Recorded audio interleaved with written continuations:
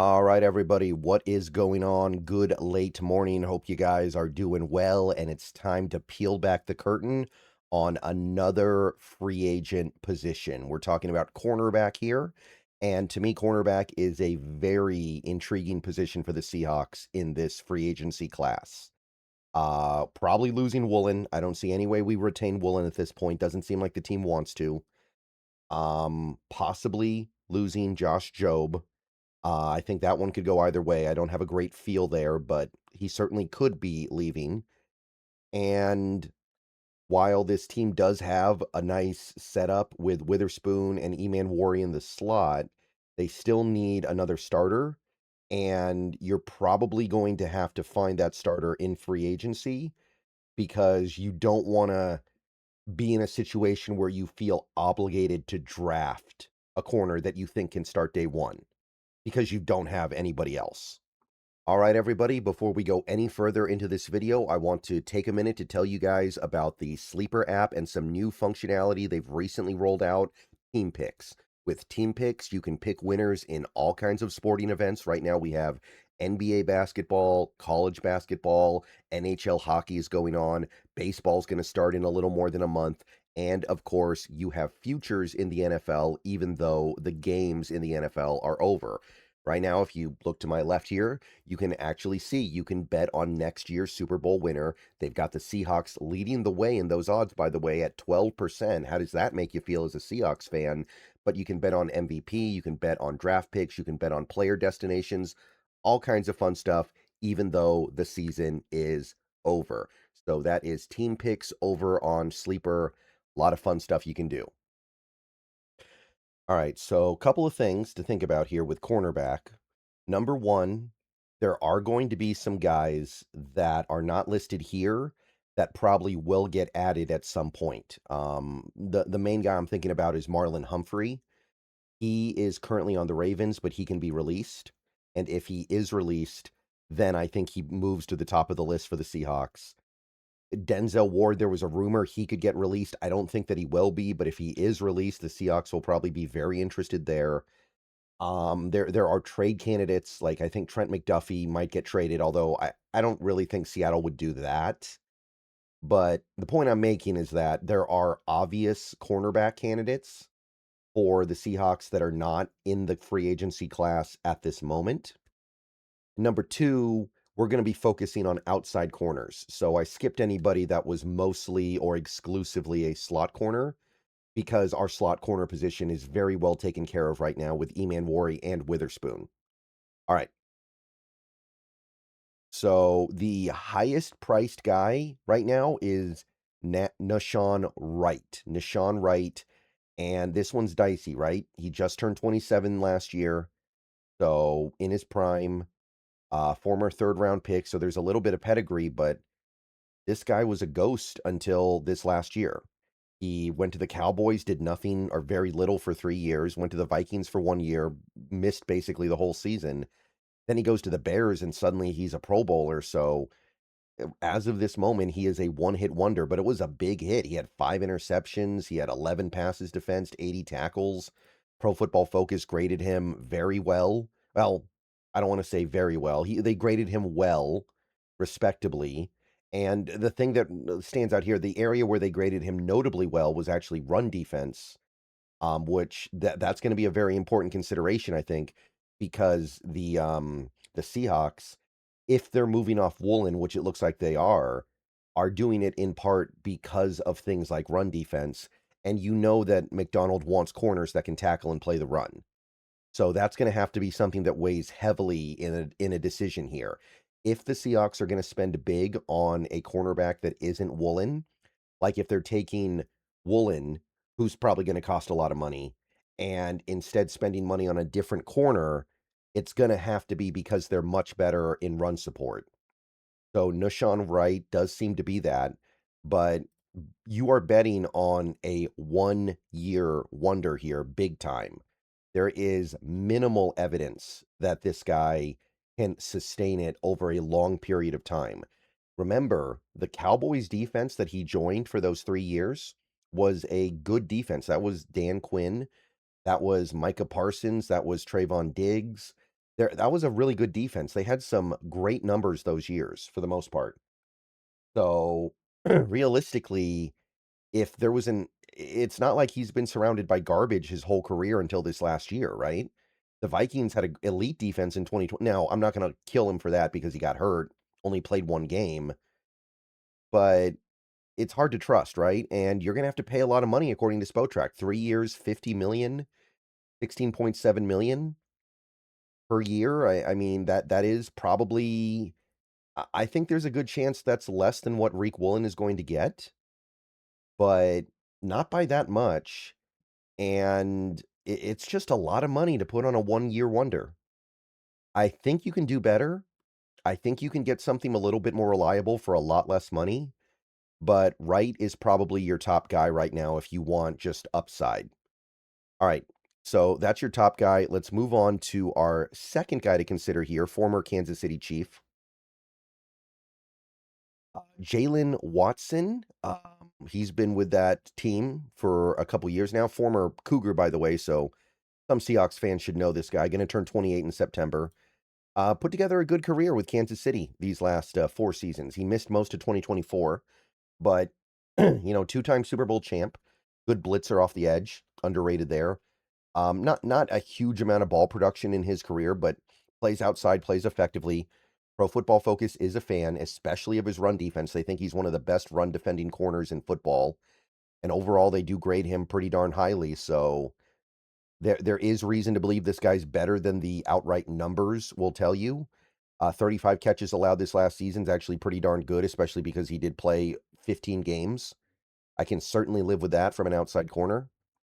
Spotrac thinks he's going to get a pretty decent money, 3 years, 37.4, so that's 12.5 million per year. You're getting him for his prime. It's pretty reasonable.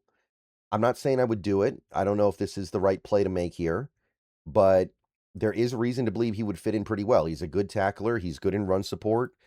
And if you're talking about a number 2 corner playing with Devin Witherspoon and Nicky Manwari, and presumably also helping with the maturation process of rookie X, or I guess maybe Nehemiah Pritchett, although I don't know how much upside there is with Pritchett as much as I do like him.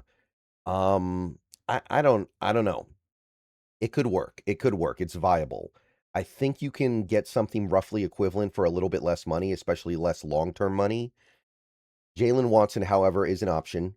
Another option, this guy's a veteran, been around a while, Jamal Dean.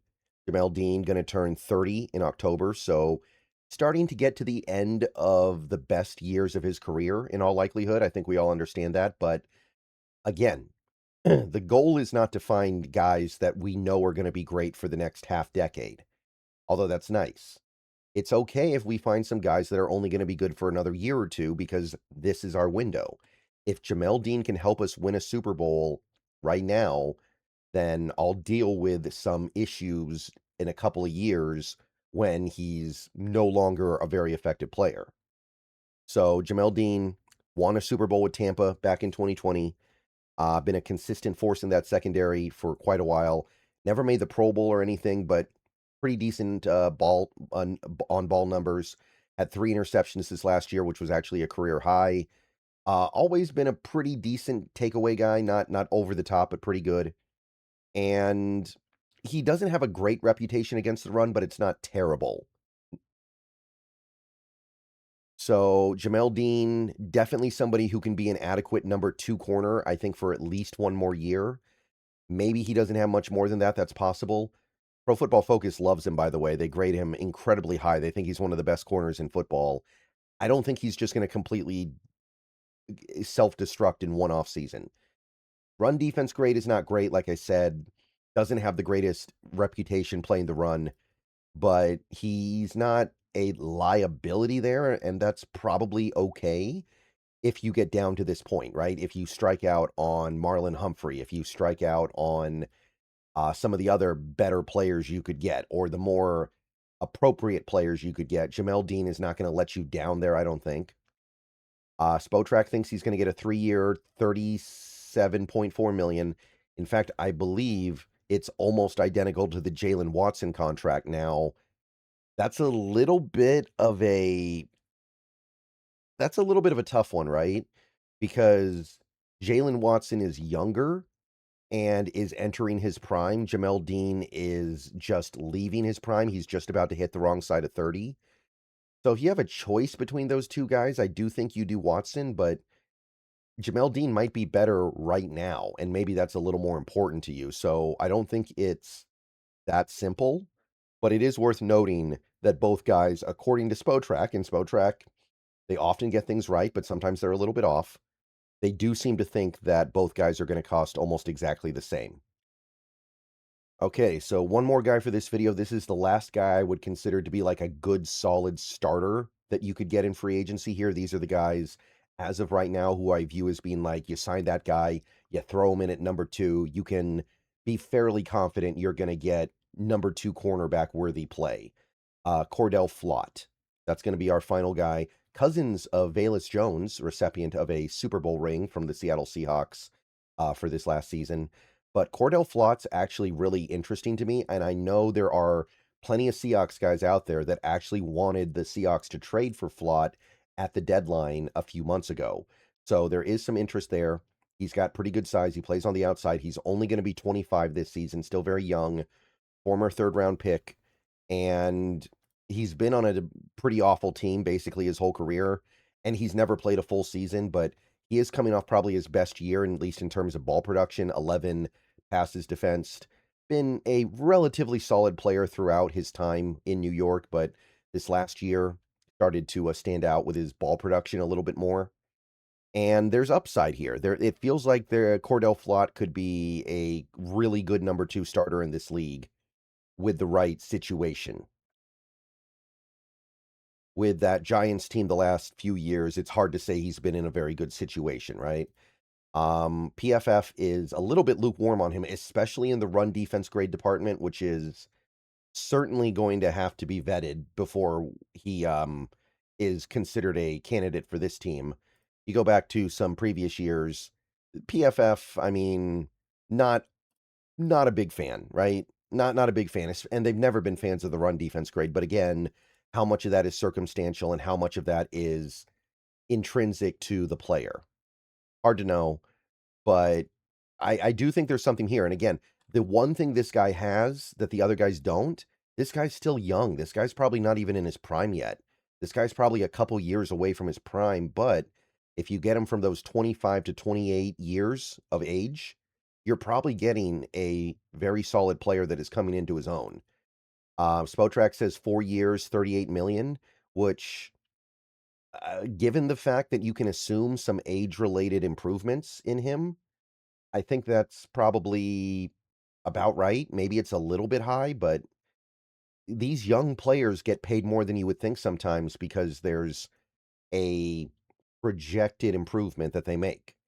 And I think Cordale Flott could absolutely be worth that kind of money. It is a longer term deal, which is maybe not what we're looking for here. Like, I'll say this straight up. It would not shock me if the plan for the Seahawks is to get an older player they can get on a 1 year or 2 year deal. So that way they come in, hold down the fort while rookie X gets groomed to replace them in 2027. But I don't think we should ignore the possibility that they end up getting the cornerback of the future in free agency, and then they get to use the pick on something else. I mean, if Cordale Flott's going to be as good as Brandon Cisse or CJ Johnson, or I think his name is CJ Johnson, the San Diego State guy. Sorry if I got his name wrong, but you guys know what I mean, right? It would be better to just get the guy in free agency. All right. Let me know what you guys think. This is the first group. These are the solid starters.